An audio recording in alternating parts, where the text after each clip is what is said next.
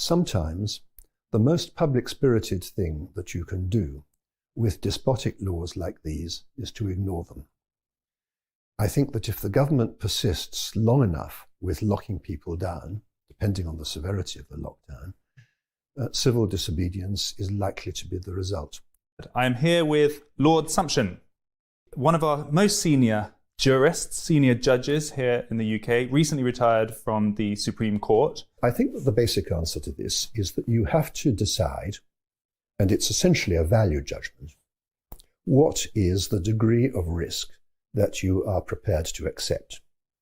There are people who say that no risks should be accepted, that no additional deaths from a disease like COVID-19, which can be prevented, should be allowed. The only criteria, therefore, is there some measure that we can take to avoid or reduce these risks?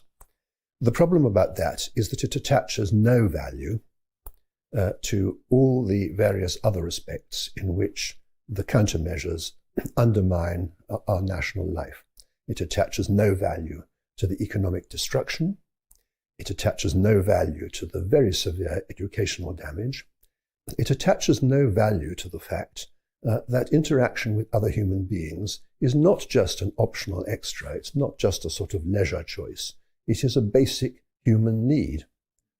And I think you have to accept that there is more to life than the avoidance of death. So the million-dollar question, why did you form that view and so few other people? Where are your colleagues, either former Supreme Court justices, senior lawyers, or politicians? Where have the establishment voices been opposing this direction of travel? Well, senior judges are, by duty, silent on the subject until it comes before them in the form of a legal challenge. And the points that I have been making are essentially not legal, but as you quite correctly say, that they are political and constitutional in a much broader sense of the word. The big differentiator, of course, is the empire of fear. I made this point in the first of my Wreath lectures in 2019, that if people are sufficiently frightened, their craving for security will make them submit to almost anything. This is what I have called the Hobbesian bargain. Hobbes believed in the absolute state. It didn't have to be a monarchy, but it had to be absolute.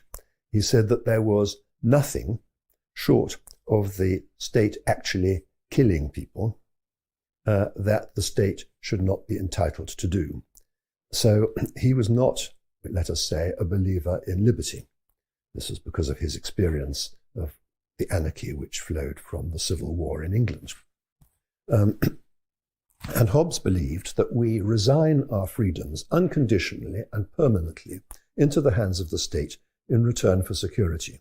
Secondly, and I think possibly more important, is the fact that many of those who might otherwise have spoken out believe that there is a sense in which solidarity requires them to accept the current prevailing view. Particularly during a time of crisis. Exactly.